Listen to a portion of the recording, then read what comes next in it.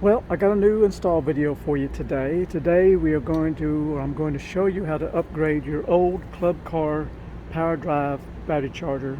I'll call it a dumb charger. We're going to upgrade this charger to a smart charger. And the smart charger is right here, and it's completely waterproof. That's what I really like about it. Unlike these old dumb chargers, you can see how filthy they get. All these vents and stuff on the side.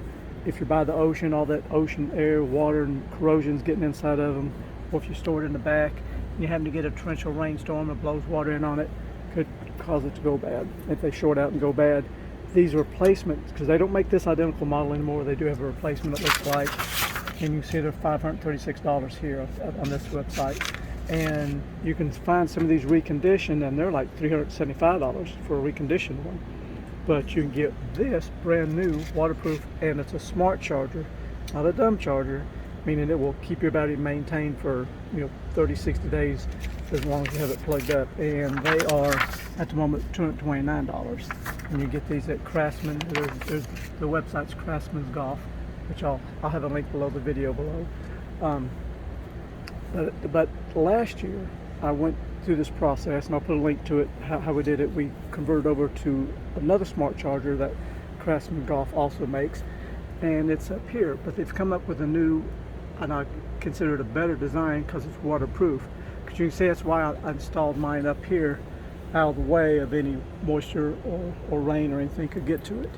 But now they've come up with a completely waterproof design, so you don't have to worry about it at all. So that's going to be a whole lot better deal. And I like the fact we can wire it up two different ways. We can do the OBC bypass or not. OBC is the club car's onboard computer. Let me show you where that is. Yeah, there's a little box. Well, that little white box under there, back in there, that's your onboard computer. And one of the problems with these chargers here, like when you say, for instance, you'll be gone for 60 days. So you plug up your charger and it's charging your batteries, and you go away for 60 days. You think, well, I'll come back to fully charged batteries. Well, you won't, because it'll charge up and shut down. It'll never kick back in again until someone comes along, unplugs it, it resets, and then you plug it back up again. So these are not a smart charger, so you're not going to keep your batteries maintained. This is a smart charger. It'll charge it up to probably over 50 plus volts. Then it'll go to float mode and it'll monitor it. If it drops below, maybe 46 volts, I don't know the exact specs. Once the batteries get low, it'll kick in again and charge it right back up and maintain it. So you come back 60 days later, you got fully charged batteries. You're ready to roll. Okay, so we got that out of the way. We know it's a no-brainer to install this style of charger over this charger. If it goes bad on you, just replace it. But now I have to come up with a way I want to mount it. Different options, but I want to mount it in a nice secure area where it stays cool, but also stays dry. But I also wanted to be able to take a peek at the lights. There's a little LED light to tell you what stage it's in, if it's fully charging, float mode, or storage mode. So let me move a few things around here and I'll show you my ideal. So here's my plan. I want to mount it somewhere in this area like this, under here.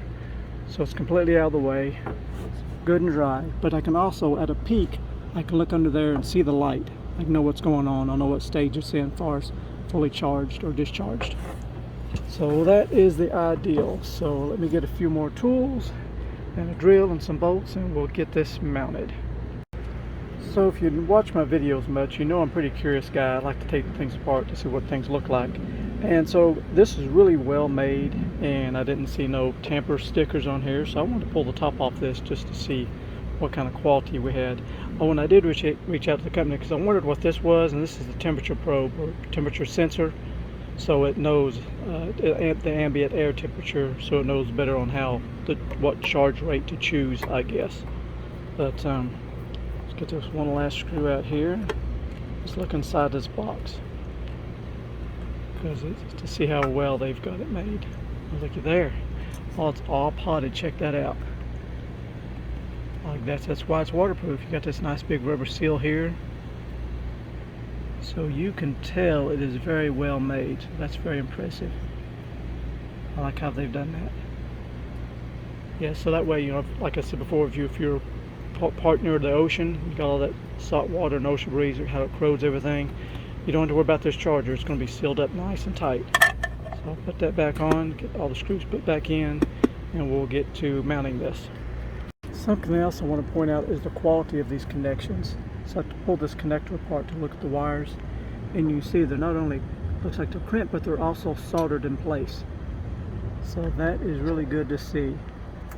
Good heavy gauge wire, good looking solder. So that's impressive. I think we've got a really good quality part here. And I should also point out the rubber seals. You got that red rubber seal on the bottom. You got that, and on the back side, look, come here. On the back side, you've also got a rubber seal. You got that blue compression that squeezes down on it. So we really got a nice product here. So you don't have to worry about moisture getting into any of these wires, any of these connections.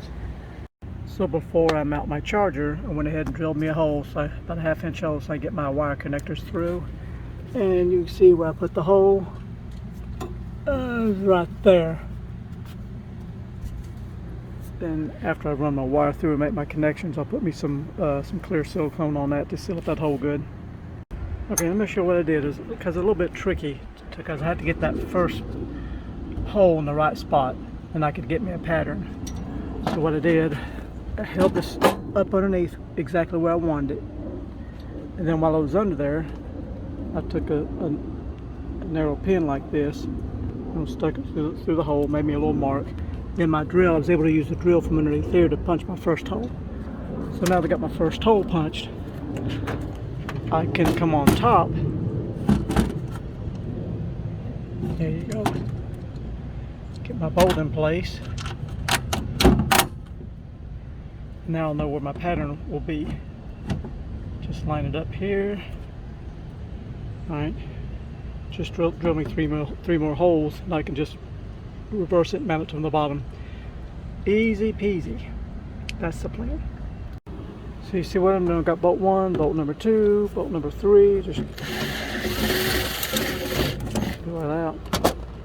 So it makes a nice, quick way you can get your pattern. So everything should bolt right up for me.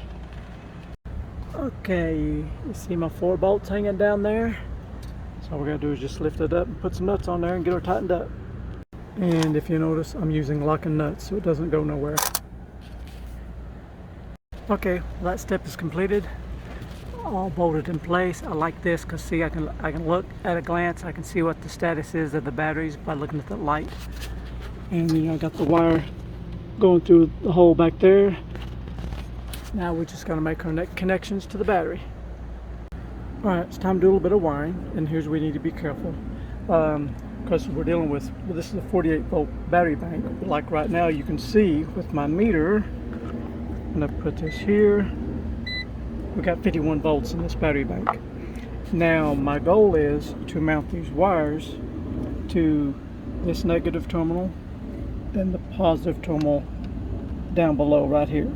Because if you look, this negative goes here to the negative post on the last battery, and then your positive goes over here and the positive on that battery.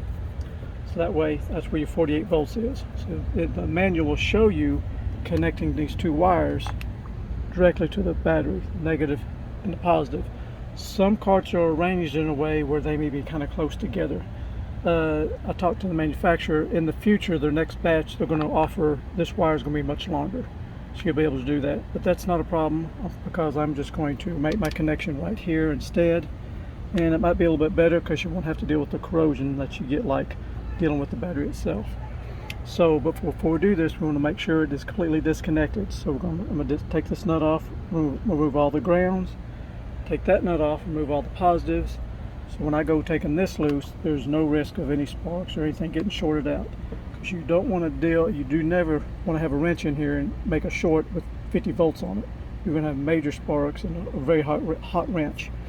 So take a couple nuts loose here and we'll get started. Okay, so a little caution when you take these loose. You want to put a wrench on the bottom nut and the upper nut and hold pressure so when you break it free, you're not putting a lot of pressure on this post and causing any damage. So you can hold the lower wrench and then loosen with the upper wrench, just like that, and you can get it off. And I'll be doing the same thing to the positive post down here. I've already got it loosened up. So we'll make 2 connections real quick, and we'll be ready to charge real shortly. Remember, your wires are labeled for you already, negative. And then the blue is negative, brown wire is positive. And then you can see right here on the post, we got negative, positive down below, so you can't mess up. So remember, oh, I didn't mention, it takes 2 13mm wrenches. So hold the bottom nut, the top nut, and give it a good tight squeeze, so you get everything done. So lower wire is good and tight, upper wire is good and tight. Now we just got to connect our ground and our positive back up, and we'll plug this charger up and see if it works. I wanted to point out another little safety tip to you. If by chance you've had your batteries on charge and they're really warm, don't go loosening up any connections while they're still warm. Let everything cool off in case there's any hydrogen gas escaping. You don't want any explosions. I've seen it happen before, so just be a little safe. Make sure the batteries are good and cool before you start taking anything loose, creating any sparks. Okay, so I'm ready to plug this up and do a test. So right now, the battery bank's pretty well charged already. So we're sitting at 52 volts. Now let me just plug it up real quick. I'll do this with one hand. There we go. Alright. I see a light. I hear the little fan kick on. Alright, let's see what our voltage looks like now. So we got 54 volts. So it is charging. So I'm going to let it sit here and run for a while. We'll see how it does. And see how long it takes to kick off. It shouldn't take too long. Then my light will change. So we got a flashing red light. It should go green once it gets fully topped off. I really like it. It's nice and quiet. Okay, like I said, I mounted it this way so I could see the lights, so I can know what's going on with the battery. It's like that. We got a red flashing light. That means we're in a low charge mode because the battery bank is less than 80%. So if the battery bank's been pulled down low, we'd have a yellow flash. And so I'm assuming shortly we'll eventually go green, which is going to go into a trickle mode once it finally gets fully charged. So here's your view from the back side with the seat up. You hear the fan going. Nice, tucked up out of the way. It'll stay nice and dry. Looking good, looking good. Just gotta wait for it to charge up. Okay, it's done charging, and let me show you my voltage. Gosh, it didn't take 30 minutes, I think. So we're at 57.7 volts. And you can see now we have a nice green light flashing at us. And of course, based on the manual, green flash means we're in trickle mode. So I'll sit there and trickle and monitor, and if a week or two goes by and the battery drops down, it'll automatically start charging again. I don't have to worry about it. So you can leave your golf cart, sitting for a couple months at a time. You still need to monitor the water though. Probably every 30 days to check on your water, check the condition of it. As far as keeping your batteries topped off, this is the way to go. Alright, well, I've been using this for 2 weeks now. It's been working great. I just love this new charger. It's so much simpler now just to plug up to the cord and do its thing. I can look at the lights and see the status of it. Where before I used to have that cord always draped over here, plugged in, and having to deal with that and wrap it back up. We actually had to deal with 2 cords. You had to deal with this cord, coming off from here, and then you also had the cord coming to your extension cord. So now I just got the 1 cord to deal with. Final things I was wanting to show you. I tidied up my wires back here. You see I put me some silicone on the back of that wire, so it's tucked in nice and nice and tight. It won't be moving. No water can get in. So it's a really nice, clean install, easy to do, and will save you a bunch of money on top of that. So I'll wrap this up outside. We'll go inside and show you a few more things and wrap up this video. Alright, we're back inside now. I want to point out a couple of things. This is last year's video with the other charger I installed, the one that wasn't waterproof. But you see here, that's the onboard computer. So if you want to install it by by plugging into the front on that 3-pin connector, you need to bypass the onboard computer. This video goes into detail to show you how to do that. The link will be below the one I'm about to post now. Also, you can save, and it should still be good for a while. If you follow this link, and I'll put the same link in the new video, you get a 12% discount if you click on that link. So like, for instance, I just clicked on this link from my old video from last year, and it's a site-wide discount, so off anything, I guess. So when I threw this one here in a shopping cart, and when I did, you see it took it from $229 down to $202. So you can save yourself 12% real easy. And this is their site, and you can see they have a whole lot of products. So you can check them out and check out the website. See what they got, apparel, all sorts of accessories. So I think that'd be a great place for you to shop. Anyways, we're going to wrap this video up. It's getting late. You guys have a blessed day, and thanks for watching. See you. Bye.